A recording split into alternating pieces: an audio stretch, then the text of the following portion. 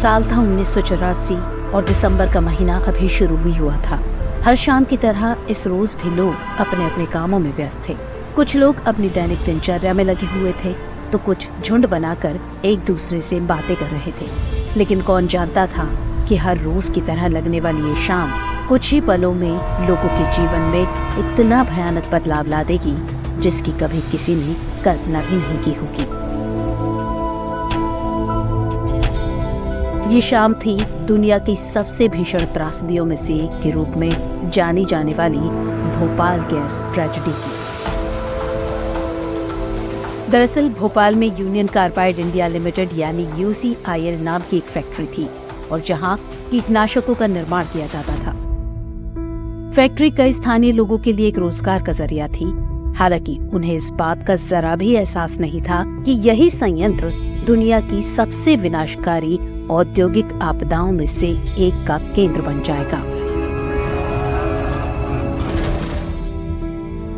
2 दिसंबर 1984 को कर्मचारी अपनी रात की शिफ्ट पर थे। जैसे जैसे रात होती गई, इस कीटनाशक संयंत्र से खतरनाक गैस मिथाइल आइसोसाइनेट का रिसाव शुरू हो गया और गैस के लीक होने की वजह थी टैंकर नंबर 610 में जहरीली मिथाइल आइसोसाइनेट गैस का पानी से मिल जाना। इससे टैंक में दबाव बन गया और वो खुल गया और फिर इससे निकली वो गैस जिसने हजारों लोगों की जान ले ली और लाखों को विकलांग बना दिया और जिसका दंश आज भी दिखाई पड़ता है। आपदा से अनजान कर्मचारी गहरी नींद में सोए हुए थे।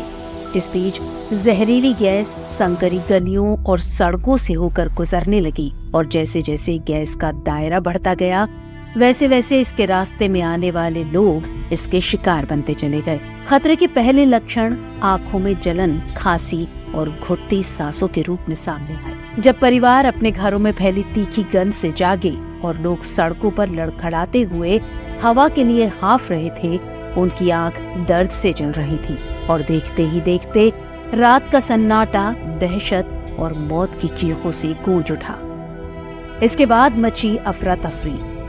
शहर के अस्पताल जहरीली गैस के प्रभाव से पीड़ित मरीजों की भीड़ से भर गए। सड़कें जो कभी खेलते हुए बच्चों की हंसी से भरी रहती थी, अब उन लोगों के बेजान शरीरों से पटी हुई थी जो जहरीले धुएं के शिकार हो गए थे। गैस रिसाव होने की सूचना के बाद सरकार ने भोपाल की घेराबंदी कर दी।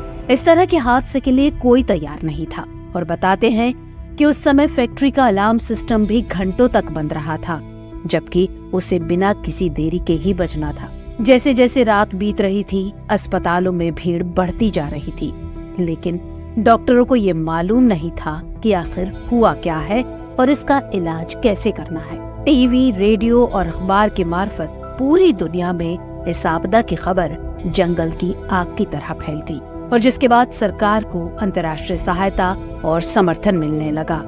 लेकिन भोपाल के लोगों के लिए दुख खत्म नहीं हुआ था, क्योंकि घातक गैस मिथाइल आइसोसाइनेट गैस के संपर्क में आने से उसका दीर्घकालिक प्रभाव हुआ। त्रासदी के निशान केवल शारीरिक ही नहीं थे, बल्कि वो दर्द और पीड़ा की विरासत छोड़कर गए थे। साल बीतते गए और न्याय के लिए कानूनी लड़ाई चलती रही। पीड़ितों ने यूनियन कार्बाइड से जवाबदेही की मांग करते हुए उनके जीवन में हुई अपूर्णीय क्षति के लिए मुआवजे की मांग की। हालांकि न्याय टालमटोल वाला साबित हुआ, क्योंकि कानूनी जटिलताओं, नौकरशाही बाधाओं और नेताओं की हीला हवाली ने पीड़ितों के जख्मों पर मरहम नहीं रखने दिया। आज इस घटना को हुए तकरीबन 39 साल हो गए हैं, लेकिन आज तक इसके जख्म नहीं भरे हैं। तो व्यूअर्स, आज के अंक में इतना ही। मिलेंगे अगले अंक में किसी और दास्तां के साथ। तब तक के लिए जय हिंद।